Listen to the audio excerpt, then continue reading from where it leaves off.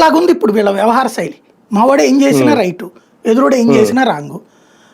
అదేది 58 మందితో Z+ category security ఇచ్చారట. ఒకసారి జగన్ పక్కన ఈయన వెళ్ళి రమ్మనమనండి రాధాకృష్ణ గారిని, వెళ్తే ఆ తొక్కిసలాట నిలబడమనండి అక్కడ కాసేపు ఏం జరుగుతుందో. చంద్రబాబు గారి పక్కన నడిచి వెళ్ళమనండి అట్లాగే, ఎంత రిలాక్స్డ్గా ఉంటున్నారు. ఇప్పుడు పవన్ కళ్యాణ్ గారు, ఇదివరకు పవన్ కళ్యాణ్ గారికి కూడా సెక్యూరిటీ లేదు అప్పట్లో, ఆయన బాగా ఇబ్బంది పెట్టేవాళ్ళు. ఎన్నిసార్లు ఆయన సెక్యూరిటీ గురించి అడిగింది, జగన్ టైంలో అడిగారు లేదా? చివరికి ప్రైవేట్ పెట్టుకున్నారు కదా. అంటే సఫర్ అవుతారు ఇక్కడ. ఒకటేంటంటే మాస్ లీడర్లు వీళ్ళు, పబ్లిక్ గ్యాదరింగ్ ఎక్కువ ఉంటుంది జగన్కైనా పవన్కైనా సరే, ఎగబడిపోయే తరం ఎక్కువ. ఇదేంటంటే క్లాస్ బ్యాచ్, తెలుగుదేశానికి ఆర్గనైజ్డ్ క్యాడర్. వాళ్ళు ఒక చోట కూర్చోండాయా బాబు గారు వస్తారంటే కూర్చుంటారు, ఒక చోట నుంచోండాయా అంటే నుంచుంటారు.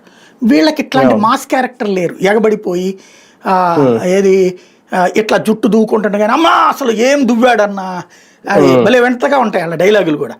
ఇప్పుడు పవన్ కళ్యాణ్ మామూలుగానే నడుస్తాడు, ఆయన ఏమి సపరేట్ గా నడవరు కదా.